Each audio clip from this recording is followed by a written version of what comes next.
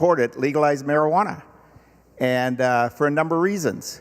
Happened to be a farmer, but then he had to go to a meeting, an ag meeting, down in New Orleans. When he was down there, after the meeting, him and I think he said 7 other meeting attendants went out to dinner in New Orleans, where they have legalized marijuana along with a number of other drugs. Well, when they got there, it was dark, and they went inside on the restaurant to order.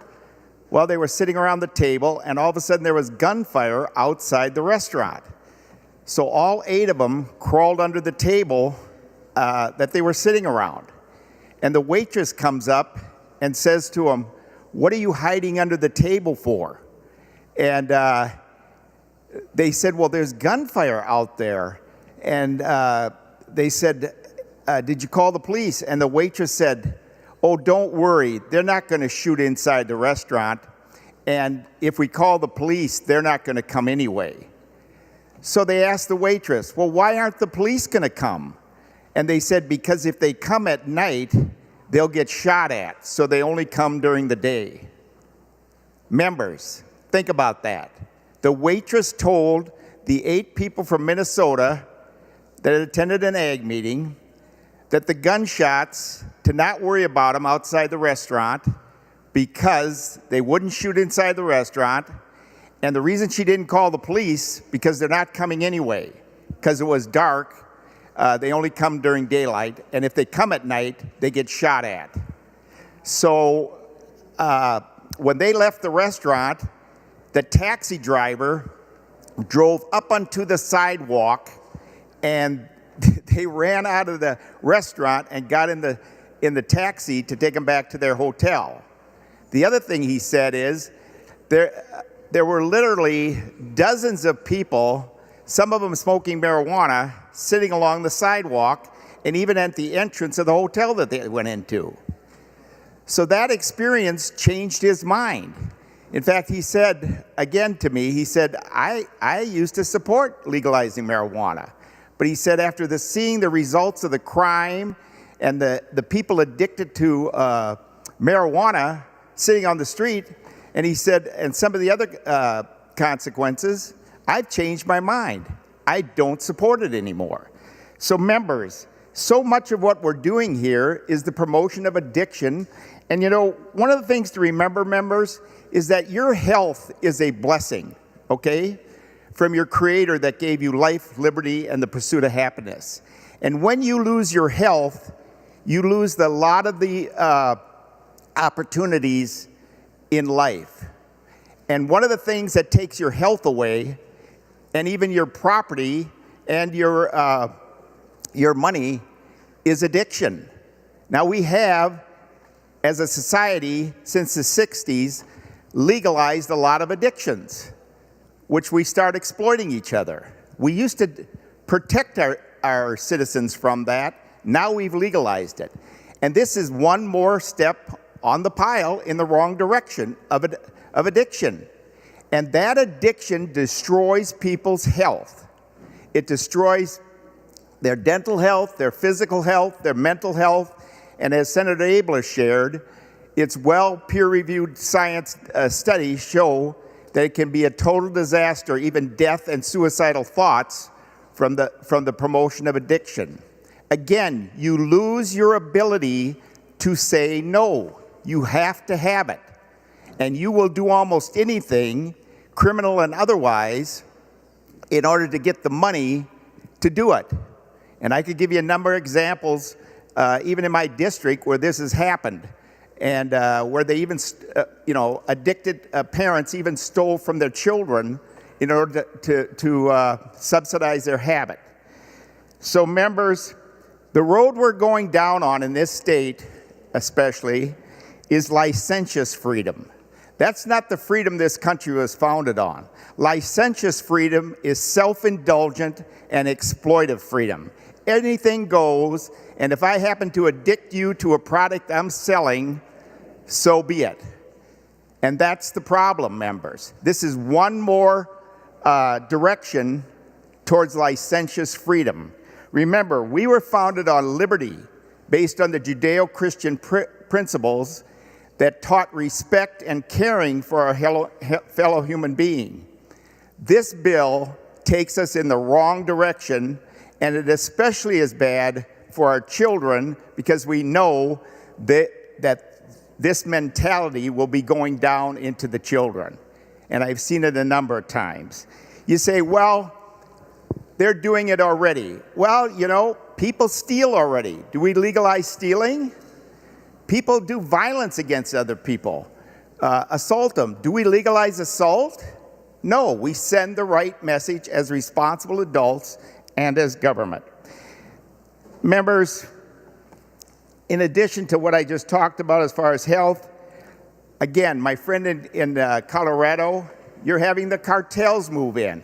And not only do they undersell the legal price, they grow and export their product to states where it's illegal, according to my friend.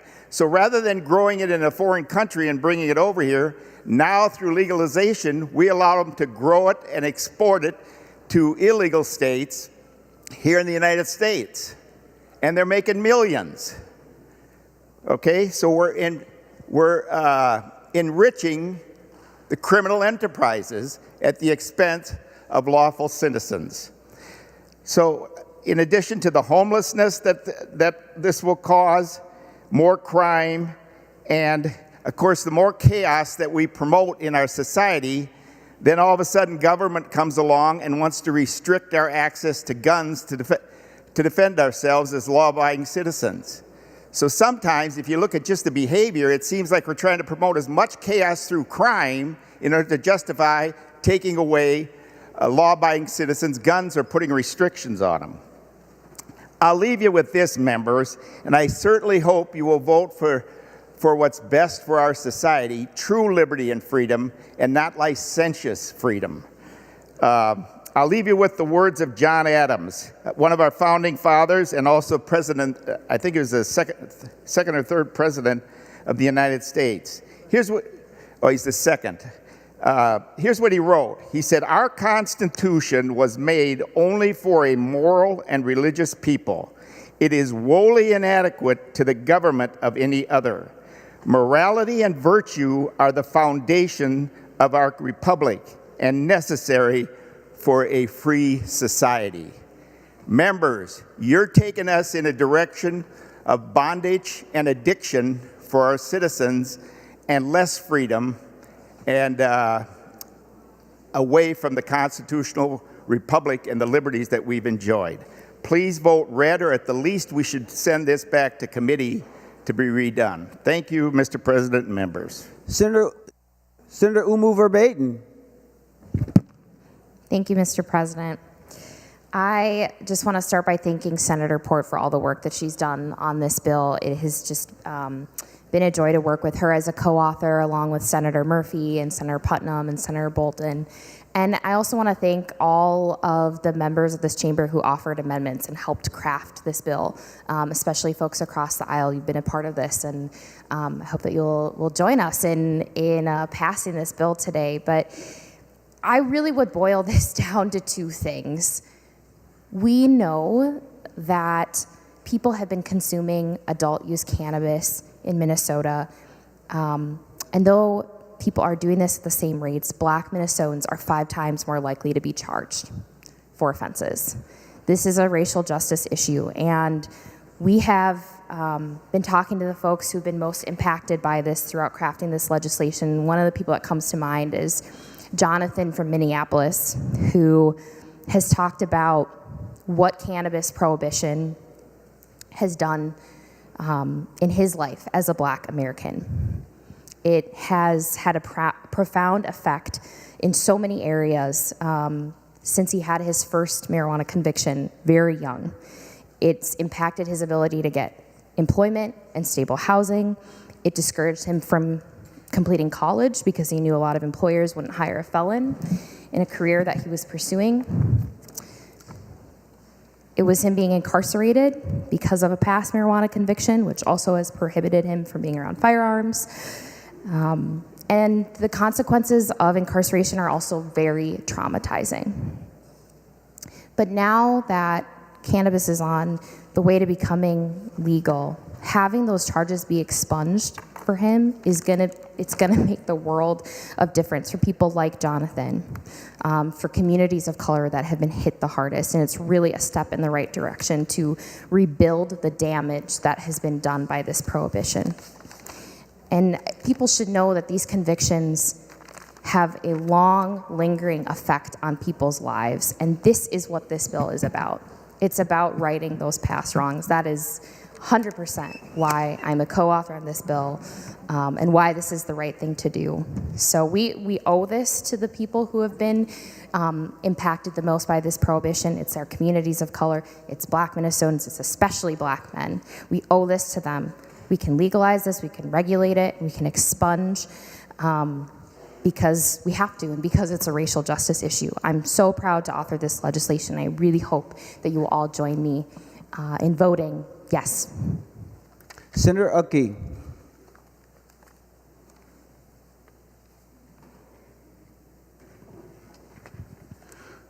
Thank you, Mr. President. Members, this bill is wrong for Minnesota. We don't need to experiment with this and see what the results might be.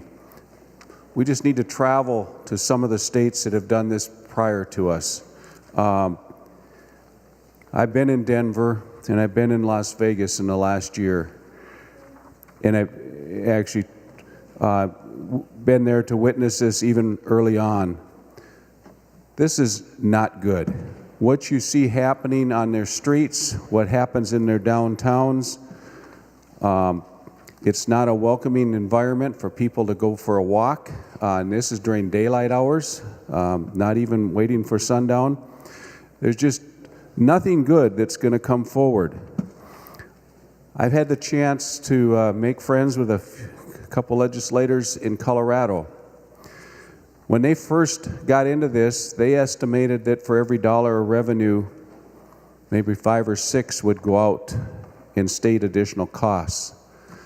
Those numbers have actually grown from original estimates to, for every dollar of this so-called tax revenue that's coming in and all this money the state's going to make, that for every dollar coming in, 10, 11, and even more are going out in additional costs.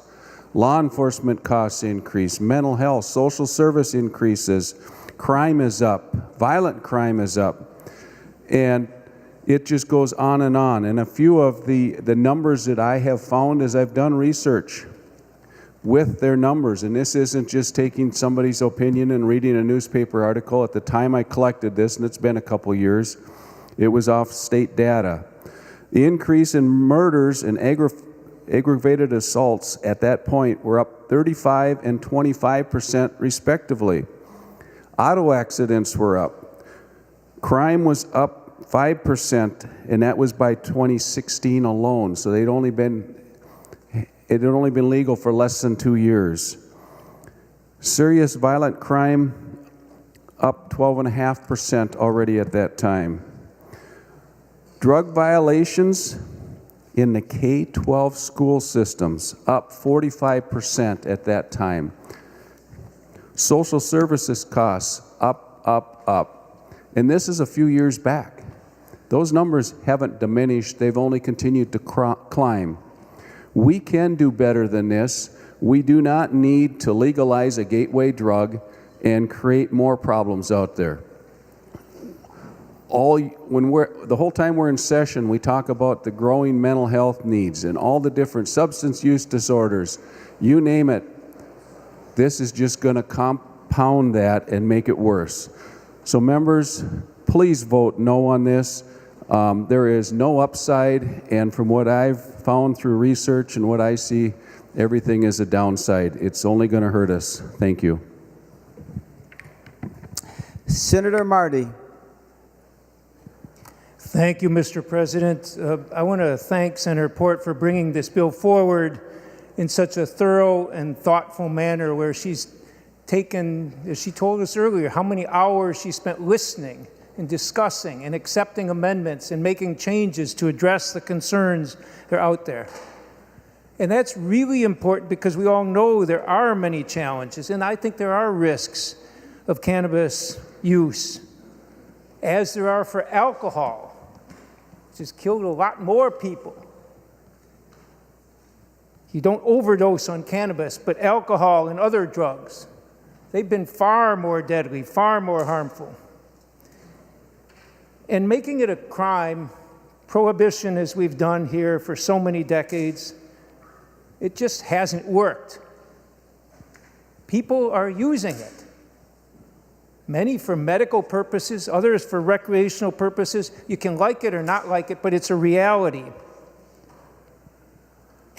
And the reality is also that any harm that might be done by legalization is far, far outweighed by the harm that was caused by the racism behind this war on drugs.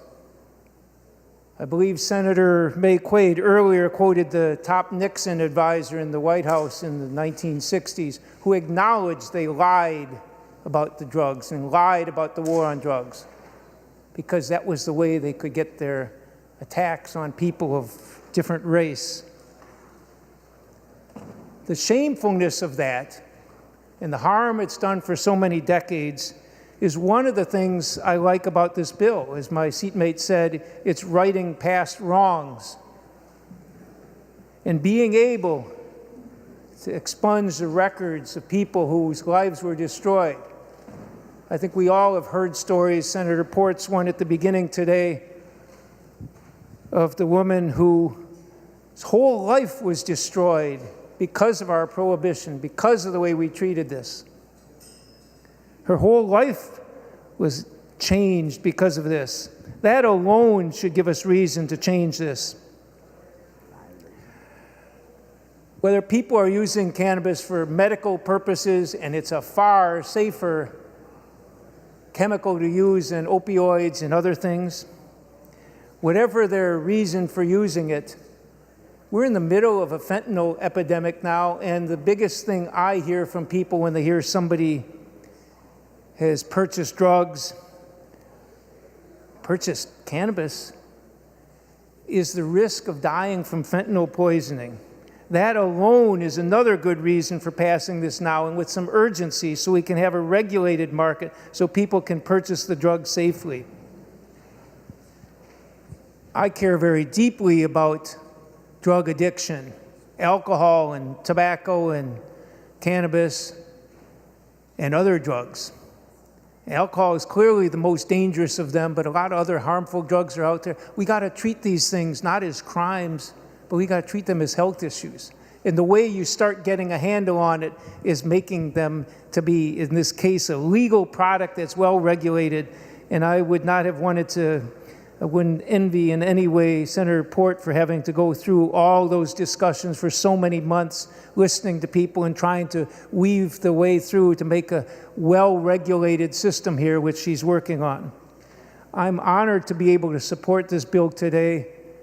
I tried 20-some years ago for medical cannabis, long before that was ready. This is something we need to do, and we need to do it now. We should have done it long ago, but we got to do it right, and Senator Port's bill does that. Thank you, Senator Port, and thank you to those voting in favor of this important, much-needed, urgent bill. Members, just as a gentle reminder, our list is growing, so I just want you to know that you can certainly make your arguments, but I would just give you a gentle reminder that there are your other colleagues that want to speak as well. Senator Rasmussen. Thank you, Mr. President. And we've been hearing from some of my colleagues today that Minnesota is ready to move forward with this bill.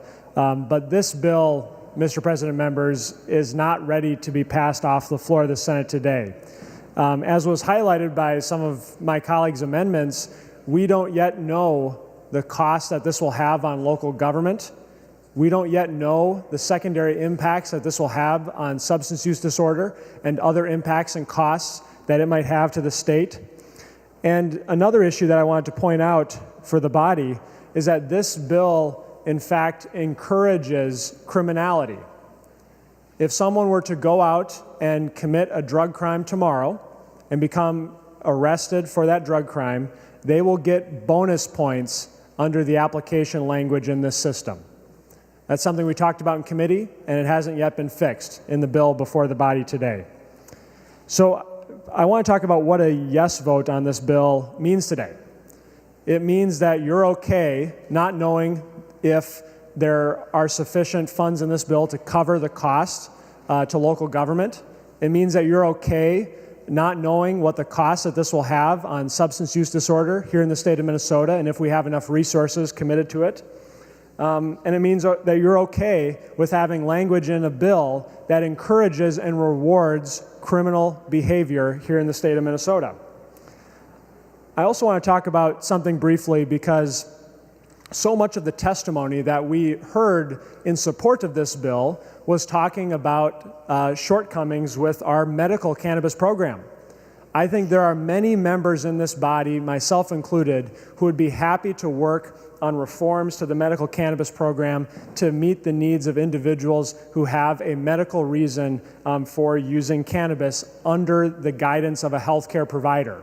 The answer to issues with the medical cannabis program isn't creating a recreational program that has very few guardrails and many unanswered questions. And so especially to my Democrat colleagues here in the body today, I would just ask you to think about if this bill is ready to be passed, or if you too perhaps have some unanswered questions. Maybe you want to see some changes to this bill. And I would just encourage you to consider voting no, so that the conversation and the work on this bill can continue. This bill does not need to be passed this year. This is a budget year. We could continue the conversation and make sure that if Minnesota is going to legalize recreational cannabis, that we do it in a smart way with all the information that we need to make a wise decision. And so I would encourage a no vote on the bill today. Thank you, Mr. President.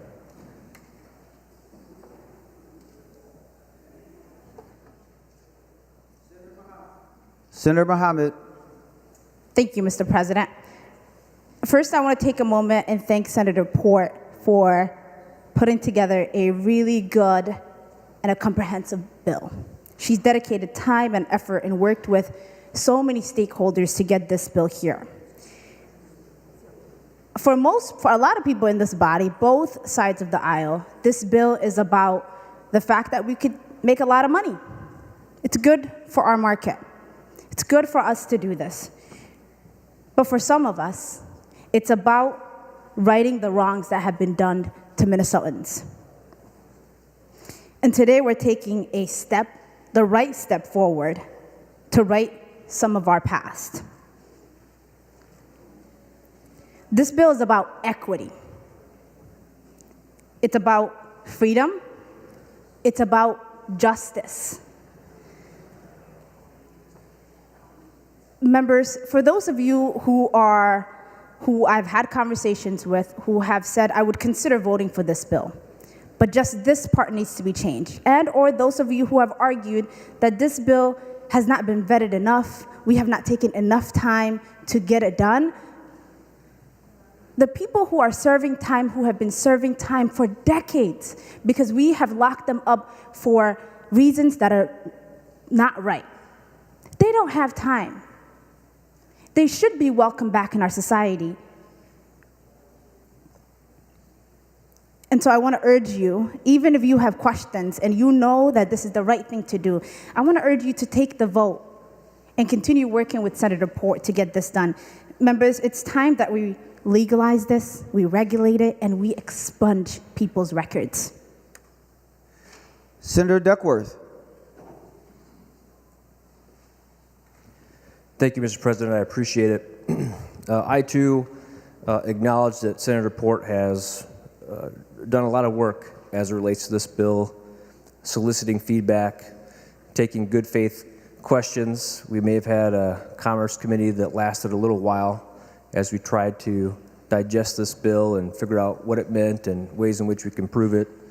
And our thanks to a very patient chair of that committee for allowing me to ask many of those questions.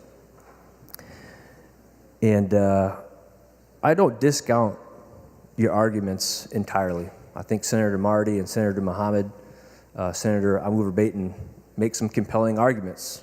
They share some very compelling reasons as to why some folks might be in support of legalizing cannabis, whether it's solving some issues with our judicial system, whether it relates to expungement, racial disparities, harm to minorities or impacted communities.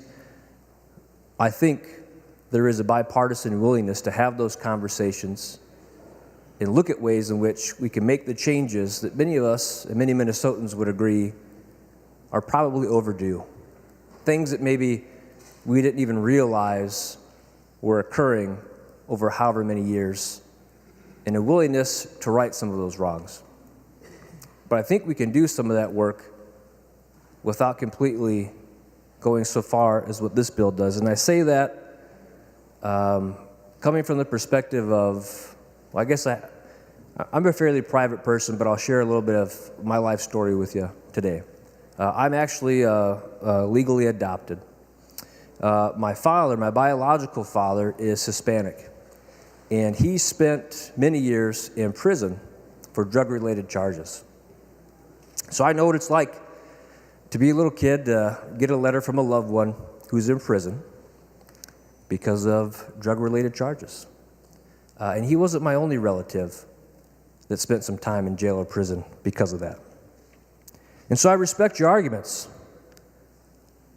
But the desire to legalize cannabis doesn't outweigh the safety of our kids. It does not trump our duty to public safety. And it does not justify contributing to the mental health crisis in our state. I'm not trying to over-dramatize this. I'm not trying to be judgmental. For me, it's not about the money. It's not about the licensing requirements. We have a difference of opinion based on our unique perspectives. And I'll share just 3 quick perspectives that I have with you. I think everybody that comes to the legislature, one of the most powerful things you bring are your different life perspectives and experiences. I already shared one with you. But I have another perspective that weighs on me heavily when it comes to this argument, and that's the perspective of a parent. I've got 3 little kids, 1, 5, and 7. And for the leader of our state to say that they want to make Minnesota the best place to raise a kid, I have trouble squaring that with what we're considering with this bill. Its potential to be a gateway drug, the mental health issues it might bring about in our young kids, and some of the safety that they might deal with or that families might deal with on the roadways as a result of this bill. The other perspective I bring is the perspective of a veteran. I spent some time overseas in service of this country in Iraq and Kuwait from 2011 to 2012. I had a platoon. I was a platoon leader at the time. And in the 2 to 3 years after we came back from that deployment, 2 of my soldiers had committed suicide, and their suicides were related to substance abuse. And almost a year ago, another one did. 3 soldiers I served with overseas, due to substance abuse, took their lives. And I think this bill will only further exacerbate and encourage the use of a substance or the eventual use of other substances that will compound that mental health crisis and issue amongst not just veterans, but Minnesotans in general. Last but not least, the perspective of a first responder. I'm a volunteer firefighter in Lakeville. And I can't tell you how many calls I've been on, whether it's a traffic accident because somebody was under the influence of alcohol or cannabis, and the lives that were lost as a result. I don't want to see an increased rate of that. The mental health crisis and issues it has caused in our youth, going on calls where you have to resuscitate somebody because they overdosed, and the conversations you have to have with their loved ones. Excuse me. Well, now I have to wrap up quickly. Last but not least, it wasn't long ago that we got a call, and we, with the fire department, had to go to the station. And it was interesting because I'm not very used to the police officers meeting us at the fire station, but in this instance they did, and it was about a month ago. And when we got to the station, I was very thrown off because the cops were there. And I realized they were there because they were going to escort us to a bridge on the interstate, on I-35. Because a young woman was on the bridge, prepared to jump and take her own life because she was suffering from mental health issues and in a crisis. And thankfully, we were able to respond. We got the ladder truck there in time. We got the ladder up to her. We pulled her down to safety. But here's what I can tell you. If we're going to pass a bill that's going to legalize and make much more prevalent a substance that has the known side effects of causing mental health issues with our youth and people in general, and we know it's going to lead to an increase in that, I struggle with voting in favor of that and making that the law of the land here in the state of Minnesota. We had a bill before us not long ago at the beginning of the session, and I asked myself one question. I shared it with the body, and the question was, does this bill do more harm than good? And folks, as it relates to this bill, I think without question, it's going to do more harm than good. Thank you. Senator Limmer.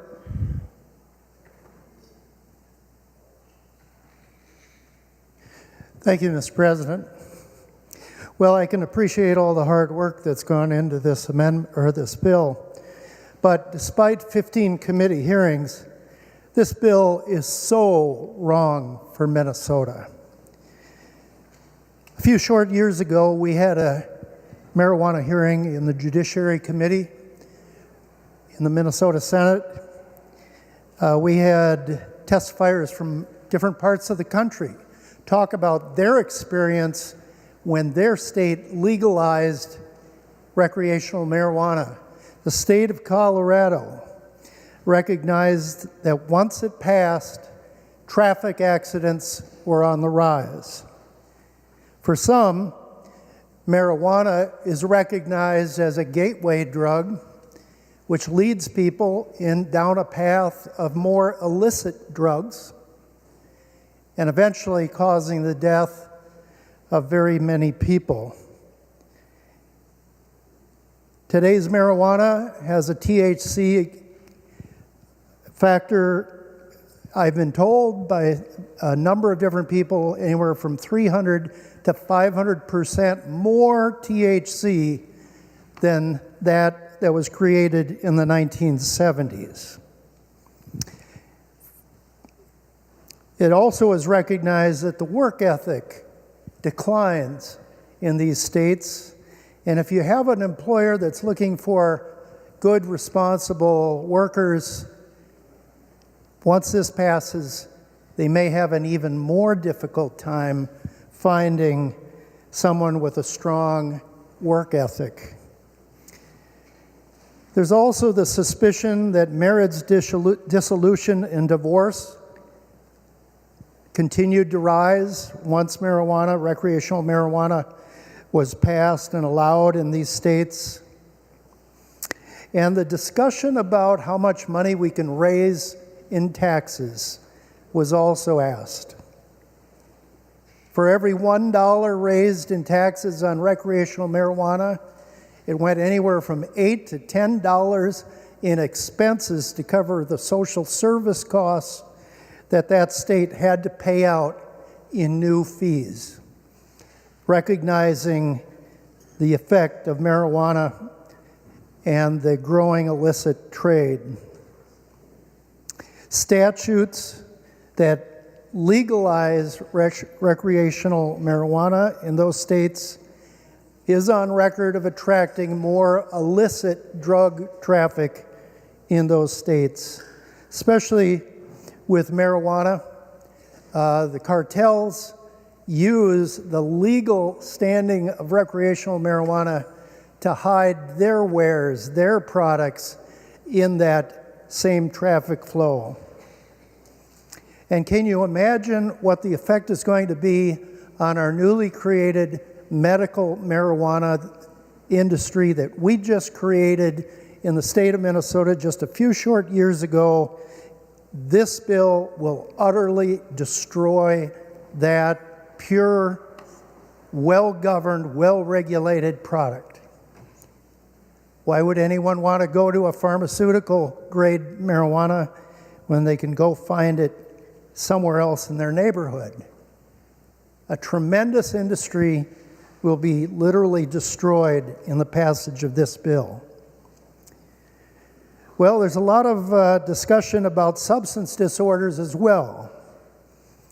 You know, we have talked about the effect of brain development and how it affects young people.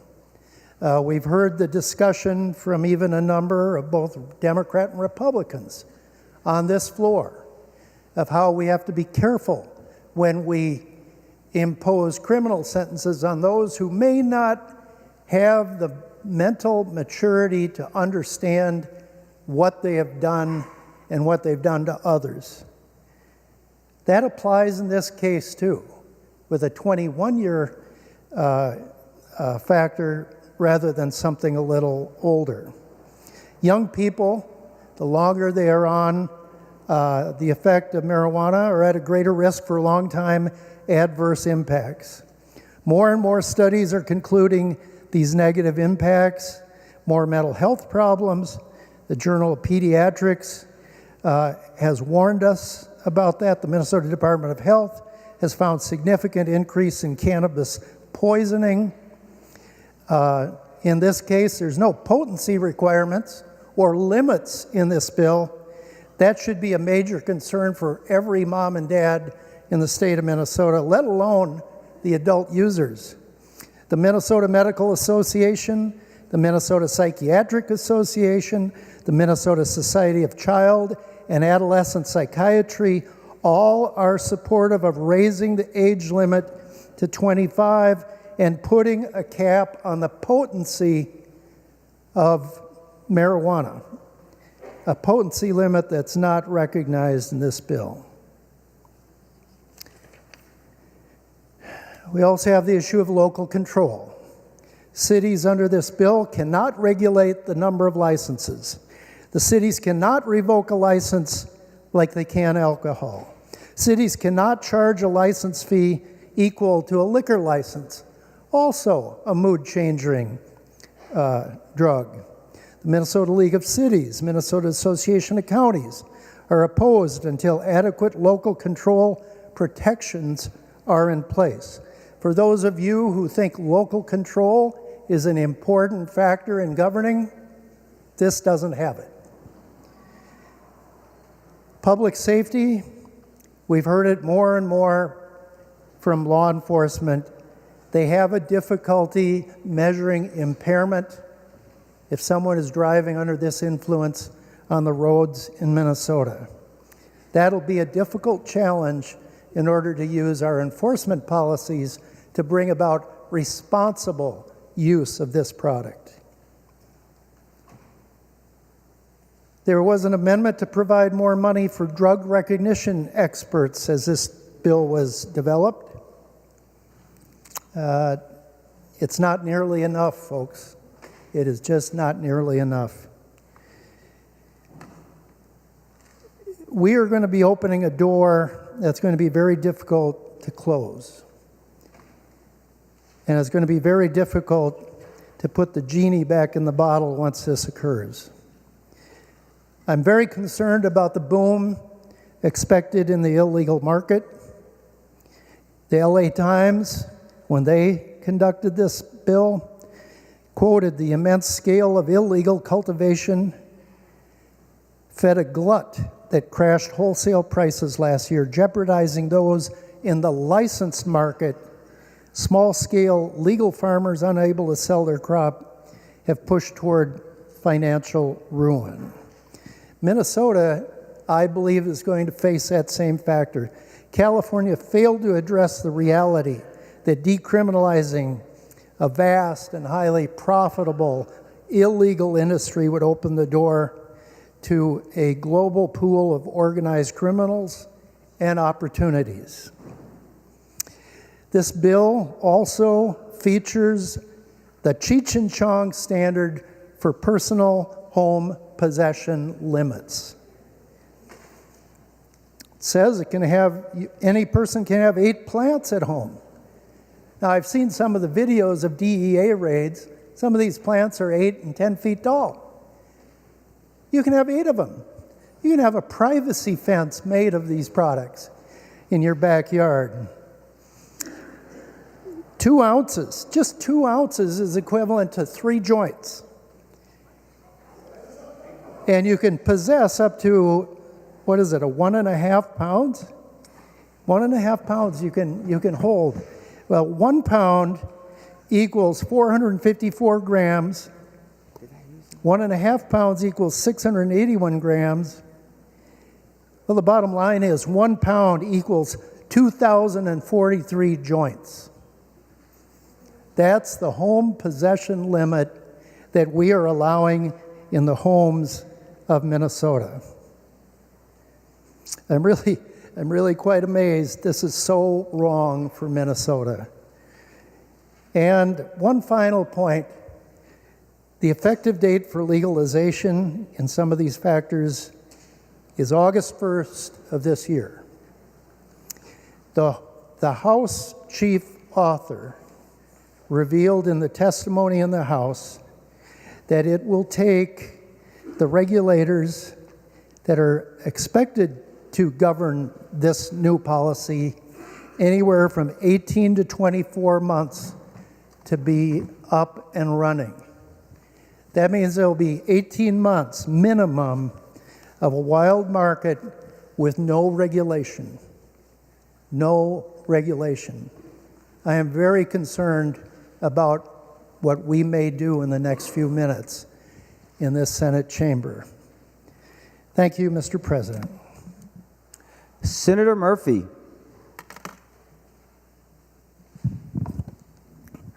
Thank you, Mr. President and members.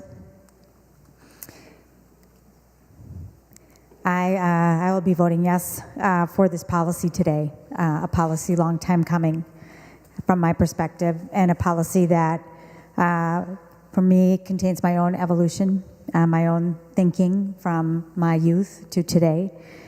I came of age when we were living with a slogan, just say no to drugs, which in my now adult life I recognize as a slogan that was simple and catchy, but with significant unjust ramifications.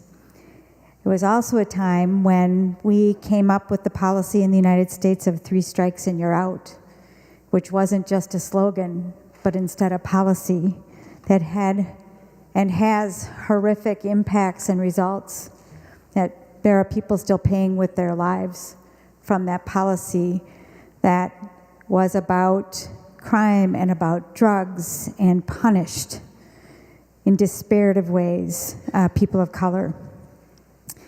I grew up in a time when we were told not to use drugs, but I grew up in a small community in Wisconsin that was almost all white. There was one person of color in my high school.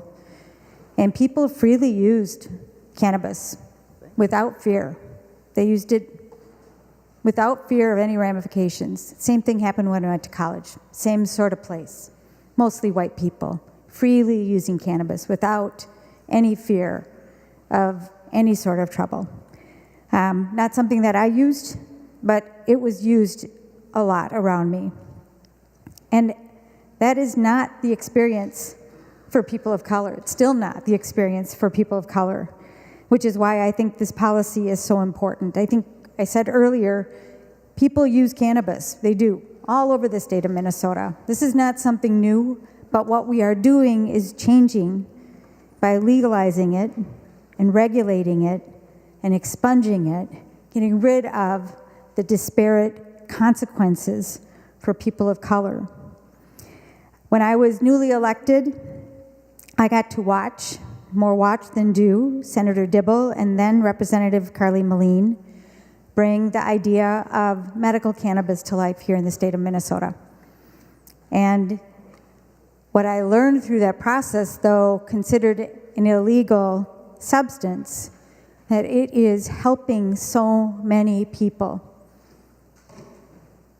with pain, with a variety of disorders, and it means that fewer people are using things like opioids, which we know are very addictive, and we've already heard people on the floor today talking about the impact that it's had on people's lives. That includes people in my family who, with an injury and the use of those substances, have found themselves addicted and have paid significant consequences because of that. Medical cannabis was an important step forward for us to understand the good and the positive of what we see possible with cannabis. But for me, the most important part of my evolution on this question comes from important conversations I had with young people, and in particular, a person named Kajay and a person named Aisha, who very, very patiently helped me to understand that in other communities, not mine, but particularly in communities of color, the ramifications of the policy that we have in place right now are very, very harmful and disparate.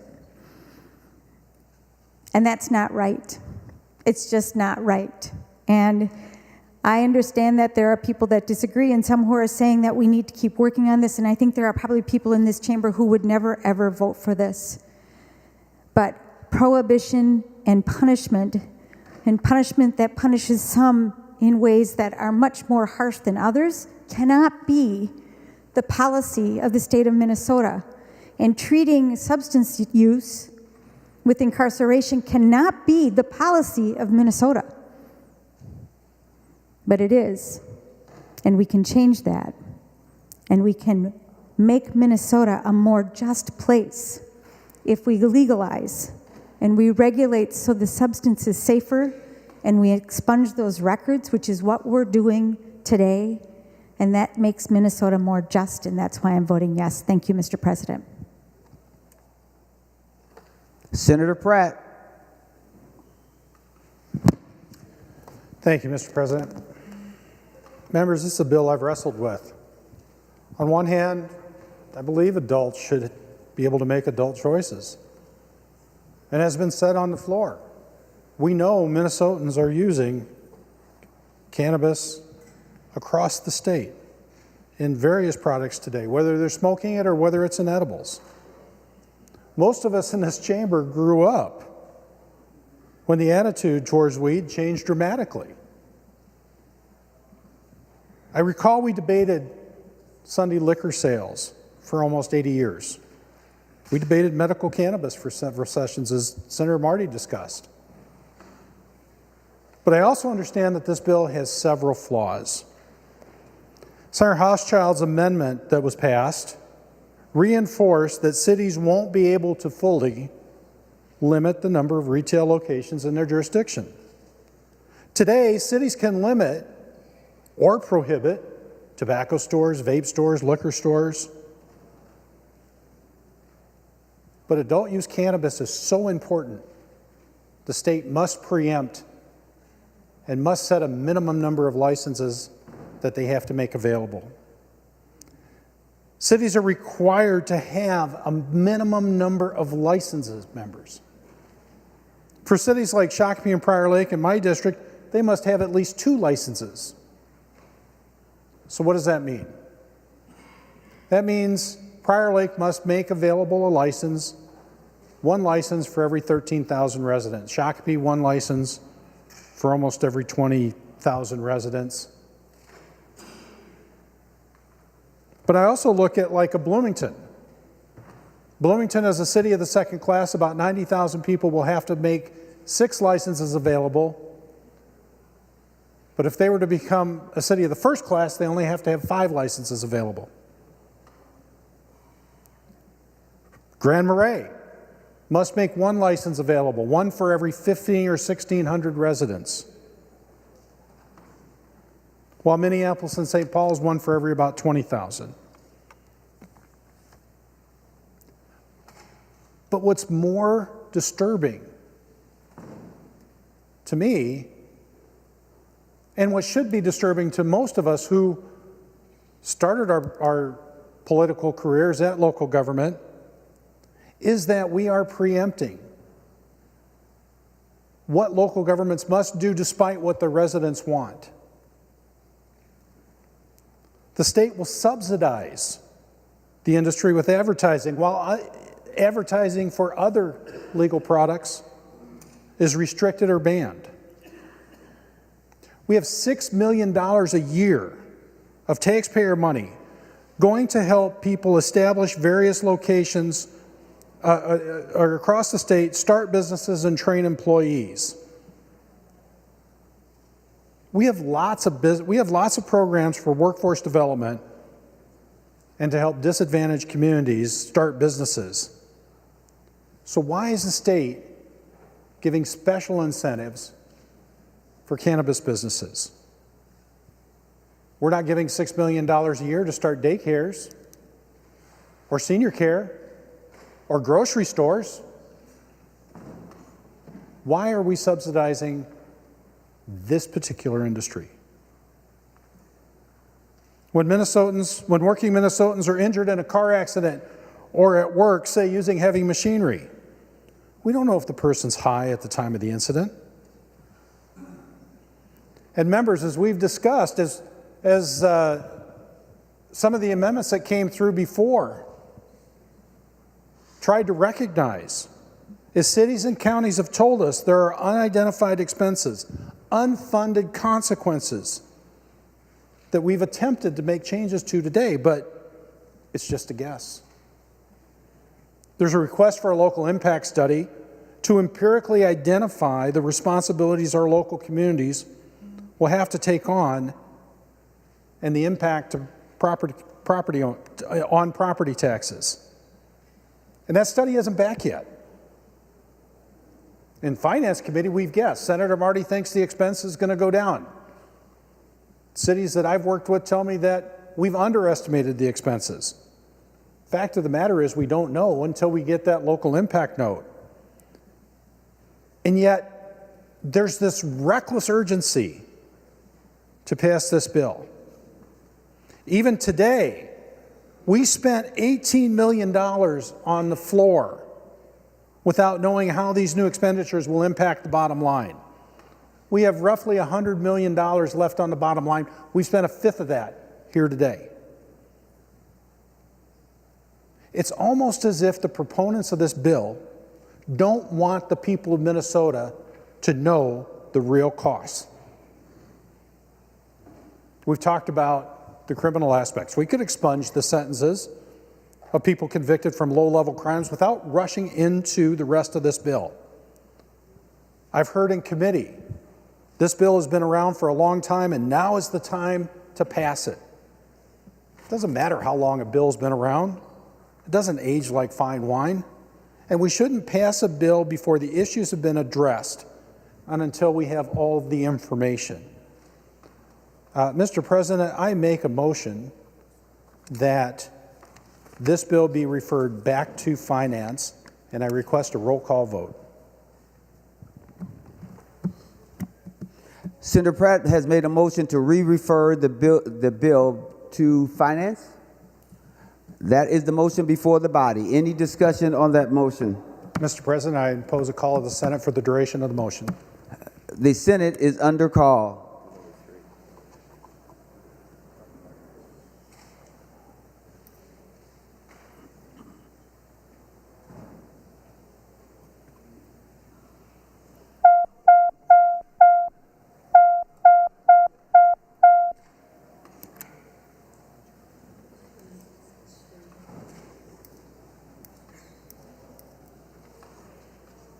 Just wondering where you're going with that. That's fine. I got some.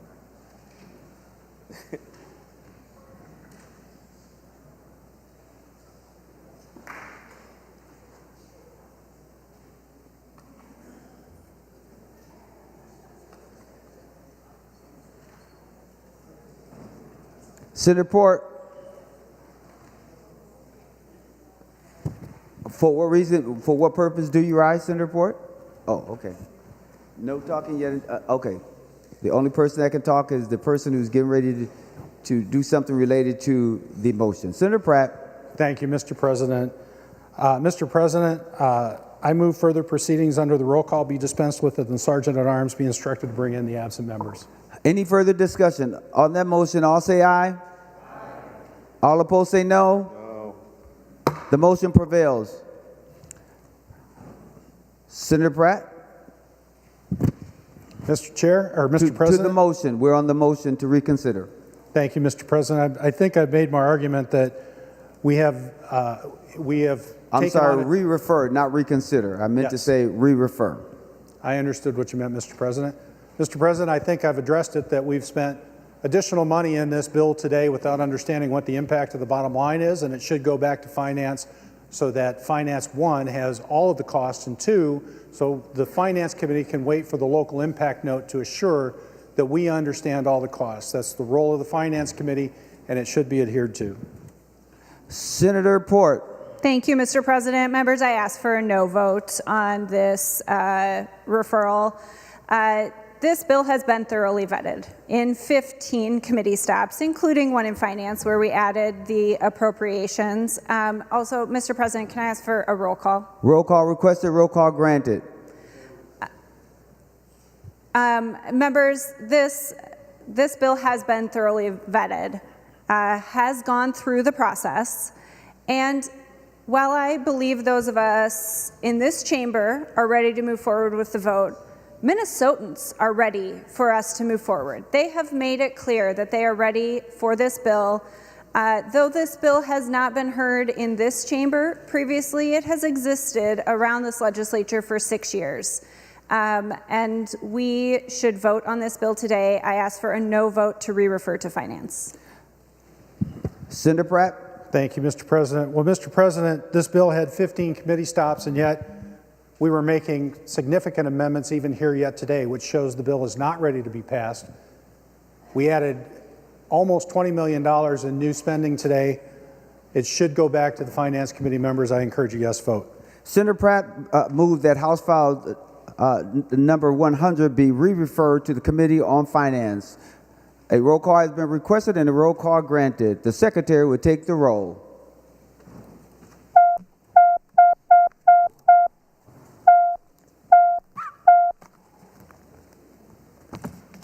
Members, please vote.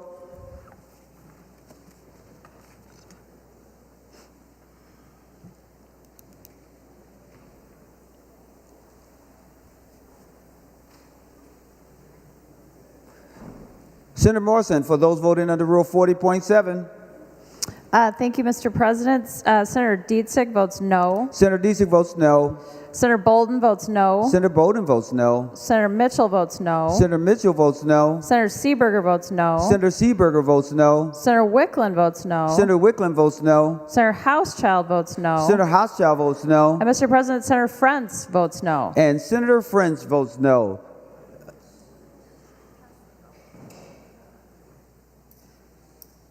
Senator Rasmussen, for those voting under Rule 40.7.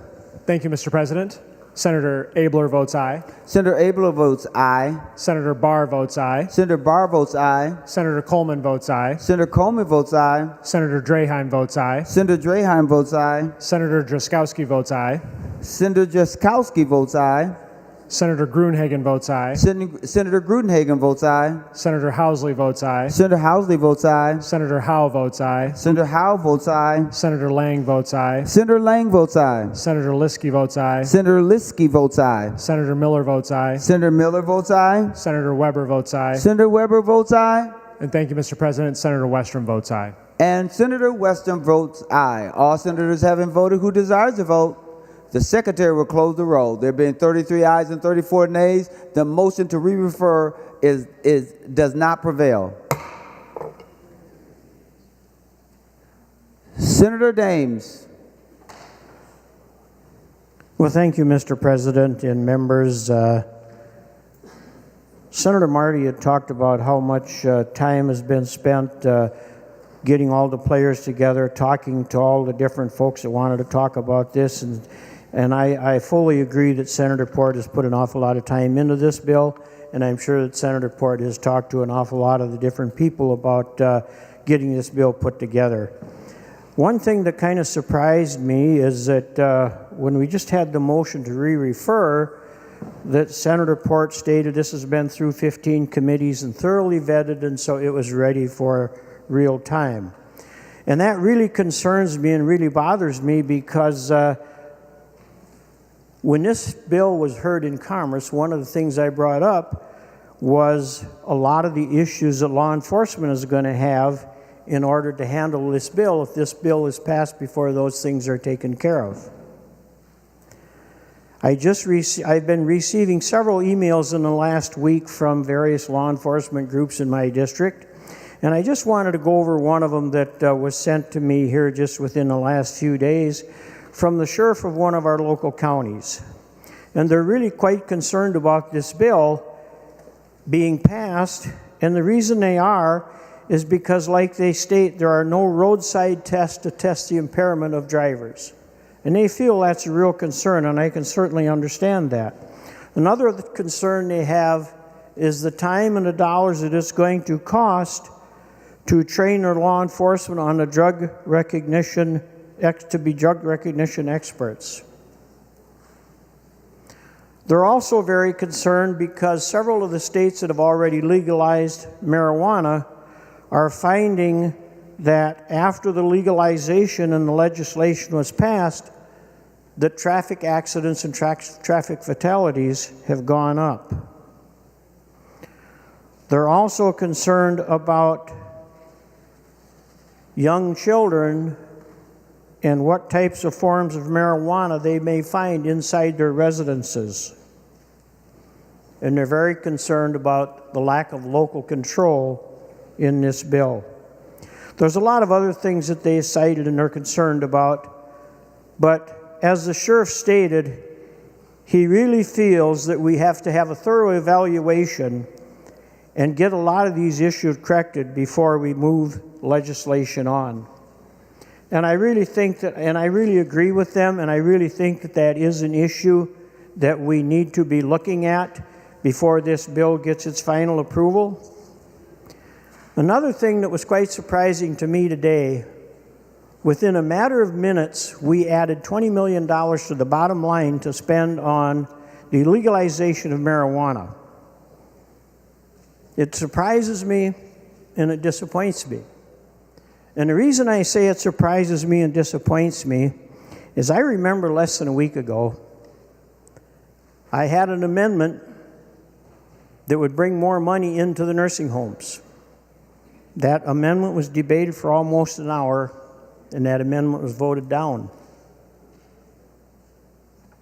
And it just shows me the misguided priorities of the Democrats when we can put $20 million additional dollars into passing the marijuana bill and yet pay no attention to our nursing homes.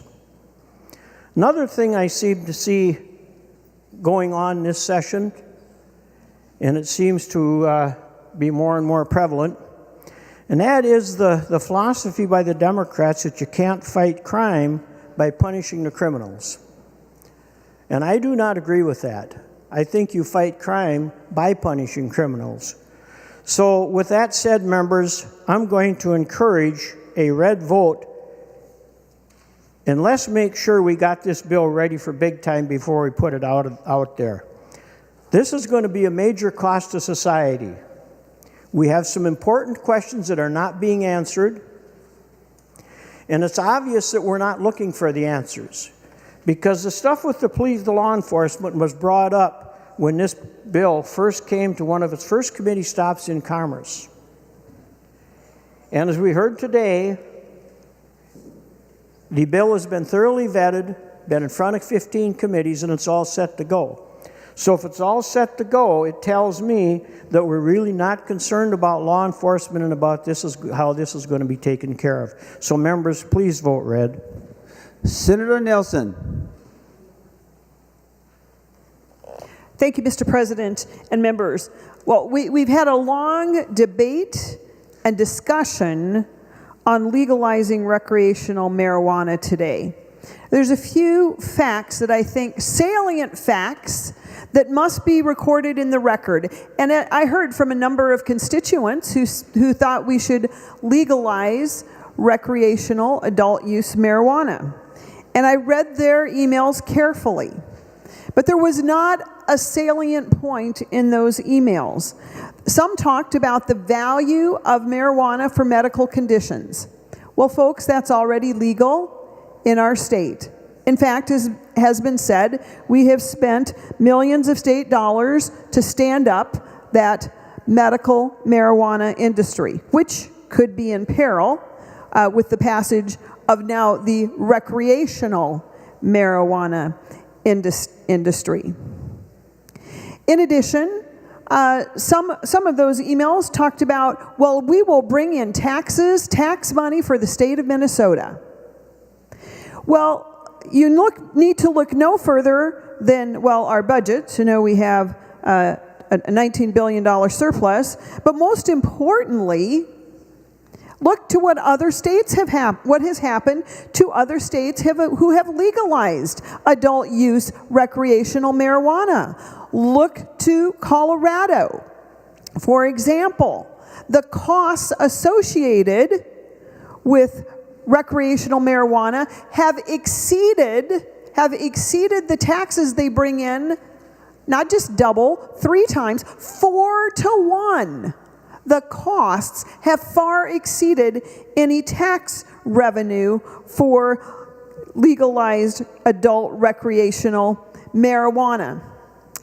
And then let's talk about the fact that marijuana remains today a Schedule I drug at the federal level. We heard discussion on the floor today about concerns that some of those decisions were not correct. Some may have been made with racial prejudices in mind. I can't undo the past. I don't know what was said then, but I can tell you this. Marijuana remains a Schedule I drug, and all of the consequences with that.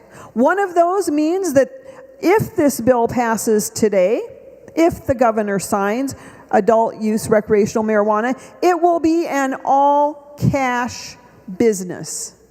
Banks cannot lend. An all-cash business. And that's one of the reasons why you see big portions of the bill that are using taxpayer dollars, public dollars, to stand up this new recreational marijuana industry, because the banks will not be there to do that.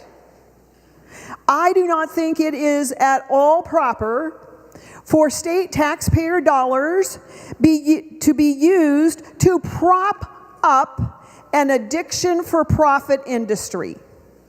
We talk on this Senate floor often about the harms of addiction, whether it be tobacco or whether it be alcohol.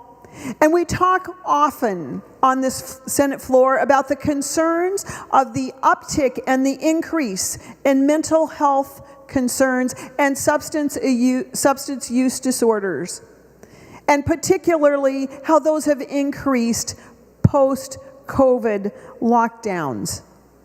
And now here we are today debating on this floor if we should stand up, finance with state taxpayer dollars an addiction for profit industry that has only shown in other states to cause more traffic accidents. In fact, according to the National Institutes of Health, traffic deaths involving marijuana impaired drivers increased 138%, and for all drivers, 29% since marijuana was legalized in Colorado.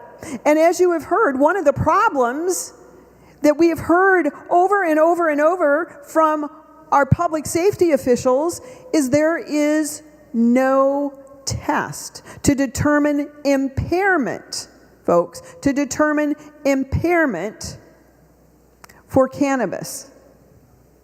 That poses a major traffic and safety pattern on our highways. Apparently, the bill's supporters might have realized that because there was money in the bill to develop a test to see if there's impairment. But quite frankly, we need to have that impairment test first before we start legalizing recreational adult marijuana. We have seen that more impaired drivers on the road without a roadside testing already in those states that have legalized, and with more to come. One of the other things that we had a debate on the floor about today was, in fact, we had amendments about it. In fact, over $10 million of money coming in on the Senate floor to add to this bill, which very rarely happens. These things are usually figured out in committee and part of global targets. So there was some recognition that there are some problems with this bill in that it doesn't fund the local entities that are going to be faced with the consequences and the regulation of this new addiction for profit industry. It is concerning that these issues have not been addressed. I'm concerned that we are not looking at our future. You know, I have been a long advocate for a long time in this body, protecting children from addictive substances, whether they be tobacco, alcohol, vapes, and now we are on the verge of legalizing adult use cannabis for recreational use. Members, this bill is not ready.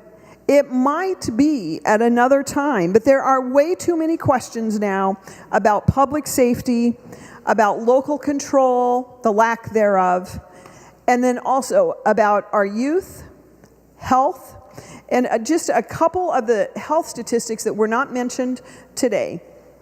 Marijuana is associated with a 6-fold increased risk of suicide. Over 30,000, in a groundbreaking study of over 30,000 Americans, it showed that participants who reported marijuana use in the previous year were 2.6 times more likely to abuse prescription medications. This is an addictive substance. I'm vastly concerned that we are not addressing it properly on this Senate floor, and I would encourage a no vote. Senator McQuaid. Well, thank you, Mr. President, and I want to say something I say so often on the floor, which is I want to ground us in some reality. We know from states, like we're not blazing a trail here in Minnesota, okay? We're going to be 23rd out of the United States to legalize adult use cannabis. So we have a lot of case studies to look at. And we know that in states that have legalized cannabis, it doesn't affect crime rates. They don't go up, they don't go down. They're just pretty much the same. It's had no effect on traffic accidents or fatalities. We do know that it has created a lot of jobs. In fact, my nephew, Mr. President, is one of those job holders in the great state of Colorado, which, contrary to some other things we've heard on the floor, hasn't changed a whole lot. And we know that legalization of cannabis has brought in money and revenue for states. That's not really the primary driver for my support for this bill, Mr. President. In addition to knowing that Minnesotans use cannabis, but right now, they purchase on the illicit market or in other states where it's legalized. And when we legalize it and regulate it, we make sure that it is safe. We make it way harder for young people to access it. Way harder for young people to access it. But really, there was a question asked earlier, Mr. President, that does this bill do more harm than good? The harm on the prohibition, the harm to communities, particularly communities of color, has been immense. I said this quote earlier, but I just want to read it again. This is the domestic policy advisor of President Richard Nixon. We knew that we couldn't make it illegal to be against the war or to be black, but we wanted to get the public to associate hippies with marijuana and blacks with drugs and then criminalize both heavily so we could arrest their leaders, raid their homes, break up their meetings, and vilify them night after night after night on the news. Did we know we were lying about the drugs? Of course we did. And here's the thing, Mr. President, about vilifying a group of people on the news and perpetuating myths is that they permeate into the culture. I'm a DARE kid. I'm a millennial. I'm an elder millennial. So I did a lot of DARE. And they teach you in DARE, if you use cannabis, you will use heroin and you will die. I mean, that's literally what they said. And we heard some of that today on the floor. We heard myths like that, or that people who use cannabis are lazy. That's not true either. We know, because we have it in almost half of the other states in our country, the effects of legalization of cannabis, which is adults use it, kids use it less because it's harder for them to get, it's safer, traffic doesn't change, crime doesn't change, jobs are created. That's the reality that we're about to enter into. But we are also going to fix the immense harm that the war on drugs has perpetuated, particularly against black men. Because when we talk about the vilifying night after night after night on the news, that led to incredible policing and over-policing of communities, the arrests and removal of fathers and mothers from their communities, incarceration where corporations made money off the incarceration of those people, charging them money to call their kids or get ramen packets out of the commissary.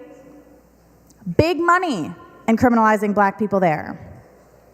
We know that in states that have legalized adult use cannabis that there have been reductions in rates of opioid overdose and opioid-related hospitalizations. When we talk about the enforcement of the prohibition on cannabis, when we make it not a crime anymore for adults to use cannabis, the enforcement-related costs go down. The safety of our kids increases. We get to fix the harm. So, Mr. President, I think this legislation is going to be a real hit with Minnesotans. I really do. It's time for us to stop bogarting on this issue, weed out these outdated laws, and I'm going to be blunt. The reason why we need to pass this legislation is because Minnesotans are adults, and we trust them to make responsible choices with their lives. I am so grateful to Senator Port for all of the work that she has put into this bill, Senator Umu Verbatim, Senator Putnam, Senator Murphy, Senator Bolden. This piece of legislation represents an immense step forward in the personal trust and freedom of Minnesotans and repairing the immense harm that has been done to so many. Thank you. Senator Green. Thank you, Mr. President. I've listened to the discussion here on the floor today, and I just need to bring up a couple things that need to be corrected and a couple things that haven't been said yet. And I'm going to start out with the things that haven't been said yet. And for one thing, in this bill, in multiple places, Mr. President, there is reference to the fact that we have to put more training in to prevent the harm that the policies in this bill are going to cause. So if you know, you obviously know that it's going to cause a problem, or you wouldn't have to put language in that says, here's how we're going to correct the problems that are going to arise. And I hope people know that. There's language in this bill that mentions daycares. How daycares are going to have to tell people, and this is a good thing, they're going to have to tell people if they're users of marijuana. Yeah, I would really, really like to know if the people that are taking care of the kids are using marijuana. That'd be a good thing to know. So thanks for putting that in. But it does also clarify the fact that there's knowledge out there that says we know that this can be dangerous. The other thing that I've recognized in this bill that no one has brought up yet is the fact that in this bill, it specifically says there's a group of people that can't be held responsible or liable or civilly or criminally for the effects that might come about because of this bill. One of them is the Cannabis Advisory Council and their members, the governor, the agency employees. None of these people are going to be held responsible for the things that are going to happen. And if they're so sure that this is not going to cause any problems, why do they have to put the disclaimers in? It doesn't make sense. I got a message earlier today. We had heard from Senator Abler about a young man who died, and I got a message through the grapevine from that young man's mother. And she wanted us to know here on the floor that you can talk all you want about expungement of the people that have committed crimes. But the good thing about those is that you can go talk to those people. Her son, she'll never talk to him again. These things are real. And the last couple things I want to say is the fact, or the rhetoric that I've been hearing from the other side does not match up with the facts. Not even a little bit.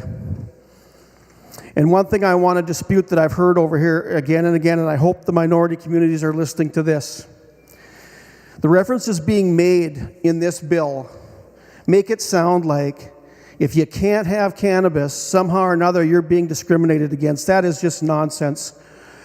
I can take you to my home where I live and the small community that has 5 overdoses a week. And that's just the ones they count anymore that make it to the emergency room because they figure it's way more because of the Narcan pens. And so I hope that you're listening out there, because this thing is likely going to pass here today. The governor will gladly sign it. And the people at home in the communities are going to have to put a tight rein on what's going on because their families are going to suffer from this. Absolutely. This is a gateway drug. I've been around a long time on this earth, and I can tell you, I've seen this. I've seen it from the time I was a boy when the levels were small up to today. And it does destroy lives, and it does affect brain growth. Don't let this fool you out there that this is somehow some kind of wonderful only medical procedure that goes on with this, and that it's not going to harm anybody. It harms people every day. And people do die from it. Maybe not directly, maybe directly. But the results of the use of this drug are immense. And so, Mr. President, members, I'm hoping that there will not be enough votes on that board today to pass this crazy bill. And let's do some more talk. Let's get out to the communities. And instead of doing what this bill does, which is not just legalize marijuana, this bill promotes marijuana. It gives grants to make sure that it goes into low-income communities. That in itself is a racist thing. How could you do that? I don't want it in my community. Vote red. Senator Jasinski. Thank you, Mr. President. Members, again, we've had some great discussion. I want to thank Senator Abler and Senator Duckworth for sharing a little bit of their background, and I think it's probably fair that I do the same. So I was affected by marijuana. Like Senator Abler back in the day in college, high school, into college, I started using it. I worked a lot through high school. My first job was in 3rd grade, picking up golf balls in the golf course. I put money away. I wanted to go to college. Put money away through high school. When I was a senior in high school, I was the dairy manager at the local grocery store. I'd go in before I went to school. I'd stock shelves. Then I'd go to school. When I was done with school, I'd go back as the dairy manager, and I'd order the products that had been sold that day, so the next day I could go back in again and get another truck and do the same. I worked all through high school, saved up money, went to the University of Minnesota, Duluth. Started using marijuana, and I did get lazy. It does happen. It doesn't happen to everybody, but it does to people. Some people it does, some people it doesn't. So I went through college. My grades got worse. I spent more of my money, my savings I worked hard for so that I could go to college. Back in 1984, they didn't have free college programs trying to give away free college. I had to work for it. So because of what I did and how I almost wrecked my life, I made a decision to go in the United States Navy. And in the Navy, I learned what leadership was about. I learned about working hard, serving your country, earning your time, doing your time for the country, and making enough money to finish college. When I left UMD, my grade point average was bad, C, maybe a C minus. I did 4 years in the Navy, 2 tours overseas in the Persian Gulf, learned a lot about people. And I got out, and I finished my college degree with almost straight A's because I was back on track. Drugs were not involved. So folks, it does impact people. And I'm sure I'm only one of a million examples of how it negatively affects. Luckily, I was smart enough to get out of that cycle. And folks, if I wasn't in the United States Navy, I would not be here today. It taught me how to do that. So that is my background. So I do have experience with it. So I've been in the committees, we've been through state government, we've been through transportation, I've listened to a lot of discussion, and I've been back and forth. I think we've all heard in our communities, we have people come to us, they're for it or they're against it. I got a text from one gentleman today. We have a group of about 13 gentlemen, business people that go to lunch every Friday. Well, lately we haven't been going to Friday lunches because we've been here. But one of my text strings says, I'm not here, and won't be at lunch today because I'm on the Senate floor debating the marijuana bill or the pot bill. And the text string blew up. Lots of comments back and forth. And one of the gentlemen on that text string said, if they think I'm going to buy it legally, they're crazy. I'm going to buy it who I've been buying it through for all the years.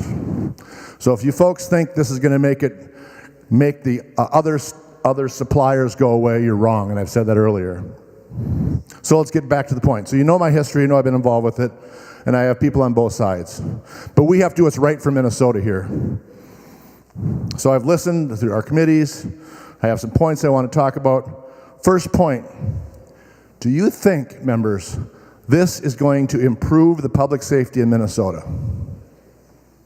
Do you really think this is going to improve our public safety here in Minnesota? I think not. Senator Carlson's been heavily involved in zero deaths, and I can't believe that you can believe this is going to improve public safety in Minnesota.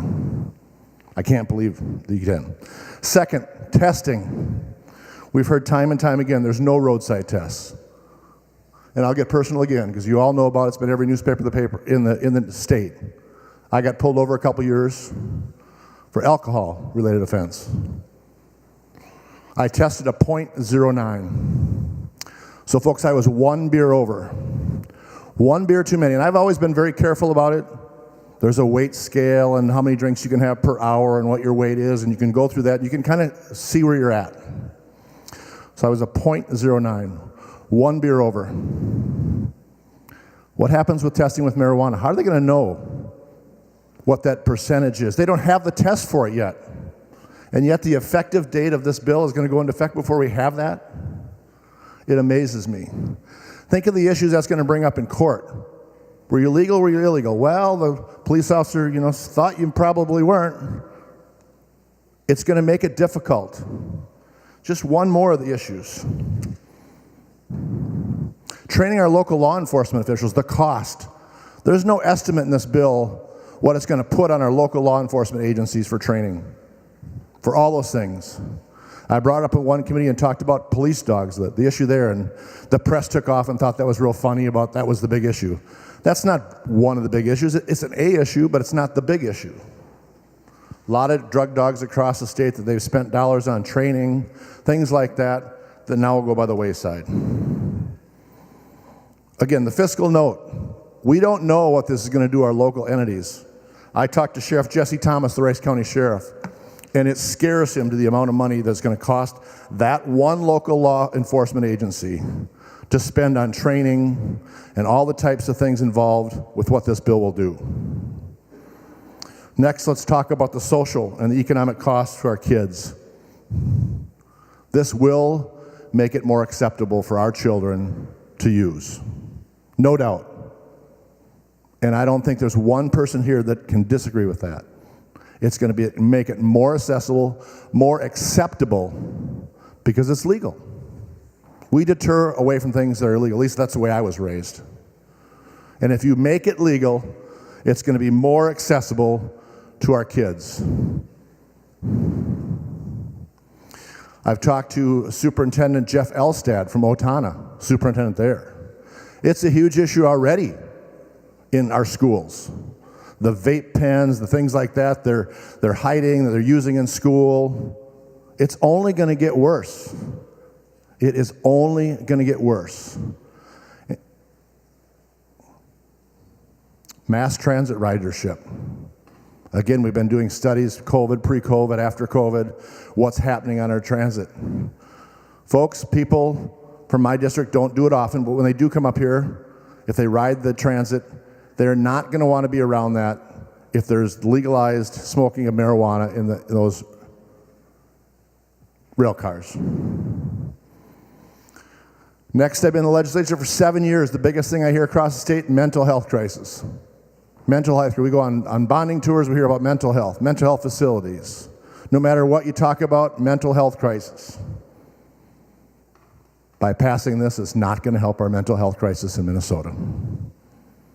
The expungement issue concerns me as well. So you're going to expunge people for committing a crime that was a crime when they did it. Makes no sense to me. Maybe it does to somebody else. It doesn't to me. Folks, there's not one law enforcement official that has come out and spoken in favor of this. Not one. In committee, I said, if you do want to talk to me that you're in favor, call me. Not one call. We have not got one law enforcement official that supports this bill. Driver safety, we've talked about what that's going to do for our driver safety across the state. No local control. So again, I started my career, or a life, I should say, in boards and commissions on the planning commission, city council, mayor. We don't have any local control for our local governments and our city councils to say where it can be and can't be located, things like that, zoning. No local control of what's going on. Let's talk about workforce issues. Who's had a shortage on something, either workforce or something because of workforce? Think of our truck drivers, our equipment operators, people running large manufacturing equipment if this goes through. And now marijuana, recreational marijuana is legal. Are they still going to want to work all the time, or can they now do this and not have to worry about it? Will it take them out of the workforce? I think it will. Just today, noticed in the one bill earlier, but we're taking money from our roads and bridges, from our highway fund, trunk highway funds. We're taking money away from roads and bridges and putting it towards the recreational marijuana bill that you have in front of you today. Shocks me. $8.4 million out of the trunk highway fund going to support recreational marijuana. Makes no sense to me. We've talked about the illegal or illicit or the cartel trafficking going away. Folks, I don't know what color the sky is in your world, but that's not going to happen. They're not going to shut up shop and go away. It's a business for them. It's still going to be there. It's still stunning to me that what it shows here today by the Democrat majority, because they don't support our law enforcement. Because every vote today is against law enforcement, because not one single law enforcement agency supports this bill. Not one. Senator Limmer mentioned, once we do this, we won't be able to go backwards. When you pass this bill today and the governor signs it, which he's promised he wants to do that, we're not going backwards. So all the problems that this is going to create is on the Democrat majority here in Minnesota. The one-party control, the one-party rule here in Minnesota is making this change. It's no secret it's going to pass 34-33. And for those on Twitter thought I was high-fiving because of that and I had my green tie on, first of all, the green tie was a mistake. I forgot about it. And I changed it. And the high five was for something completely different with Senator Port. And I respect Senator Port. She's done a good job on the bill. I still don't think it's right for Minnesota, but she has worked hard, so I will give her that. And that was the high five. So she's done hard work, and I wanted to give her that privilege to say that too. Again, we don't agree on this, but I respect the other members for doing this. I think it's going to be a tough vote for Senator Carlson and Senator Healthchild and Senator Seeberger and others. I think this is going to be a tough vote for you. I really do. I think if this bill passes today in Minnesota, Minnesota is going to go up in smoke. Senator Johnson. She's last. She's the author of the bill. Senator Johnson. Well, thank you, Mr. President. And members, we're getting down there. I'd just like to thank you all for the very robust debate that we've had today. Legalizing and decriminalizing marijuana is an enormous change for our state. We should have deep discussions about this. We've had part of that today. But this means a lot to our communities and to our state. Look, we know that there's an issue out there regarding legalizing cannabis. This isn't a partisan issue. We have a lot of Republicans, we've got a lot of Democrats that talk about this particular issue, and we've got people within our base that want solutions on this. And we're not denying that. But what we are saying is that we can't treat cannabis the same as what we're treating alcohol and tobacco. We can't just say license, regulate, and tax it. We've got to have a robust program that does that. We could have gone through the bill today as a Republican caucus and given amendment after amendment on ways that we can fix this bill. We would have been here all through the night into tomorrow working on the issues that we see throughout this bill, but the reality is, why waste our time on this bill when it needs to go back and get reevaluated to become something that all Minnesotans can get behind? What you're going to see today in the Senate is a very, very partisan bill. Folks, this is not ready for prime time. This bill needs a lot of work. Now, I recognize the work that Senator Port has done, and she's worked with members in our caucus, and I really appreciate that. That's how legislating should be done. However, there's a big push to get this done right now. We have new members that have never seen this bill before this year, because they're just coming to the legislature. So to say it's been floating around for 6 years, that doesn't mean that everybody's had the opportunity to have an impact on the language of this and how it's impacting their communities, how it's impacting their families. There are 5 real big points that I have with this bill in particular. A number of members have brought up parts of them as well, but the public safety aspect, the local control, protecting our kids, substance use disorders, the complexity within this bill. Those are a number of the big issues that we have. You know, if we talk about public safety, there's a lack of reliable testing. That's been brought up. Can you imagine you're out on the road sharing the highway with folks who have this THC concentration within their bloodstream, and there's no way that we can tell whether they're disabled or able to drive their vehicles or not in a safe manner. That's scary. When I load up my 3 children in the car and my wife, and we go driving down the street, if we legalize recreational use cannabis, and we know the rates will increase of people having the THC levels in their bloodstream, what are we doing? We're making our roads more hazardous for our families. I don't want to put our kids in that situation.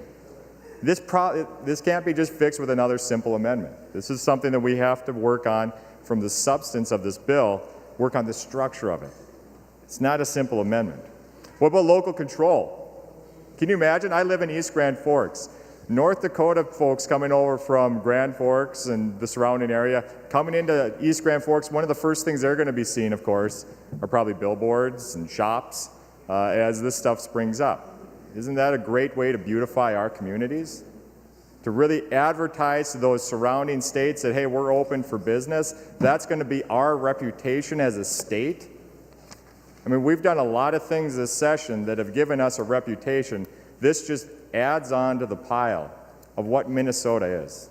Minnesota used to be known as the state of Minnesota nice, right? It used to be a really clean state, parks, lakes, trails. Now we're known for things like weed. To me, that's a big letdown. That's something that cannot be fixed through an amendment. We talked a little bit about protecting our kids. Senator Abler had a great story about children people being affected and families. Fundamentally, this bill puts our families at risk. The increased access to marijuana, to cannabis products, fundamentally will put our children at risk, our communities at risk, our businesses at risk. This is a bad bill, and the problems cannot simply be fixed with an amendment. So we can talk finally about the complexity of this bill. Look, if you want to go out and get a registration or a permit to sell, to wholesale, to grow on the medical side, on the hemp side, there are 15 different licenses that you can choose from, and a combination thereof. A lot of the benefits of these licenses go out to specific groups of people, so not open to all Minnesotans. It also puts money into the cannabis industry, growing it. So really pushing an industry into our communities, into our families, into the places that we live, work. It's astounding to me. We've been working so hard telling folks, hey, don't smoke. Hey, don't drink. But here we're using the tax revenue to promote this business and grow it across the state. I don't know. To me, that doesn't seem right. But that's what this bill does. If this bill is signed into law by Governor Walz without fixing these problems, Democrats with their single-party control will have engaged in a dangerous and risky experiment with Minnesotans' lives. So make our roads less safe, put our children at risk, tell teenagers that drug use is safer than alcohol and tobacco. I'm sorry, but those who are voting for this bill, they will own every failing of this bill. Simply put, this bill is not ready. Minnesota is not ready for this bill. Vote red. Thank you. To the bill author, Senator Port. Thank you, Mr. President. Members, I was a co-author on this bill last term. It never got a hearing, so I never got a chance to do any work on it.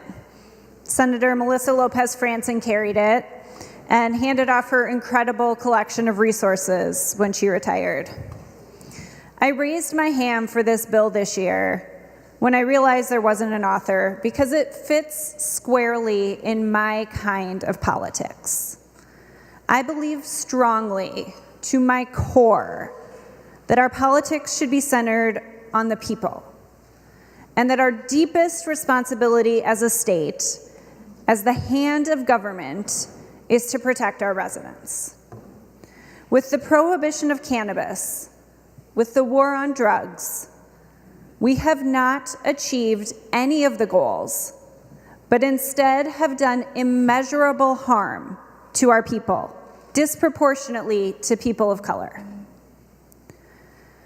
It's unacceptable for the state to do that kind of harm, devastate communities, and walk away as though it's the price of doing business. We must rectify the situation. The solution must be centered on the people that have been the most harmed. So I took this bill, knowing the amount of work it was going to be, though maybe I didn't know exactly how much work it was going to be, because I wanted to ensure that this bill stayed centered on the humanity of this issue. Through this process, my door has always been open to meet with folks on all sides of the issue, no matter their concern, and listen to their suggestions. I've worked closely with the League of Minnesota Cities and the Association of Minnesota Counties. I've worked with the U of M, with Poison Control, with DPS, the state troopers, grieving parents, hemp farmers, racial justice advocates, Americans for Prosperity, the insurance industry, and the entire coalition at MN is Ready. This list goes on and on. Thank you. Thank you for your engagement around this critical bill. This bill has been a joint effort, and I want to thank my team for their work. Courtney, I honestly don't know how you scheduled that many meetings into my schedule and kept all the suggestions and requests and resources organized. Jackie, you've been our researcher on this from day one, while also handling all of your regular job responsibilities, and I don't know how many hours that means you've worked at night and on weekends, but I want to thank you for that dedication, your knowledge, and the steady calm you brought to this work. Davin, thank you for joining the team after we finished our work on the Housing Committee. To the nonpartisan staff, Laura, Andrew, Nolan, Ken, Nora, Kyle, you've lent your expertise in a way that helped us build the strongest bill possible, taking suggestion after suggestion and crafting it into the correct language and putting it in the right place to build the bill we have before us. The revisers, your turnaround on engrossing and entering all the changes after each committee is nothing short of incredible. And to my buds, my co-authors, Erin Murphy, Claire Umu-Verbaten, Senator Bolden, and Senator Putnam, thank you, especially Claire and Erin, who took on presenting this bill in a couple of committee stops. But mostly, I want to thank every single person who took the time to call and email and meet with me and share the ways that we could improve this bill. With this legislation, we're blazing a trail with our new approach to legalization that fits Minnesota.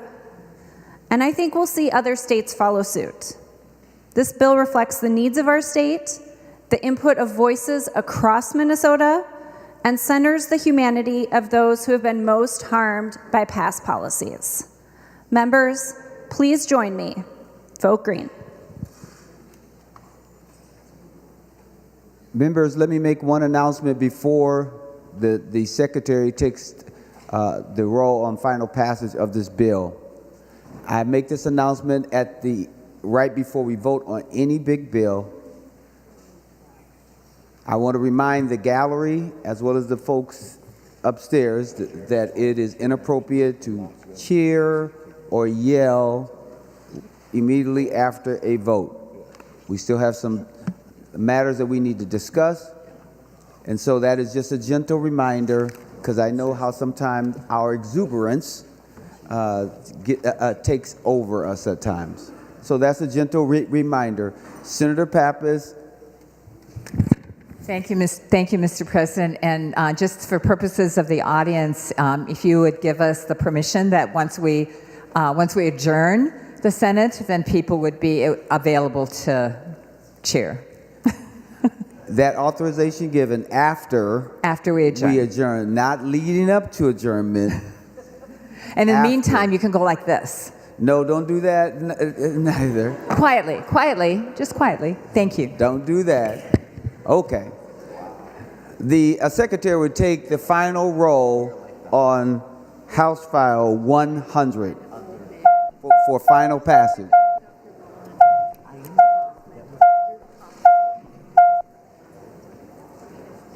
Members, please vote. Senator Rasmussen, for those voting under Rule 40.7. Thank you, Mr. President. Senator Abler votes no.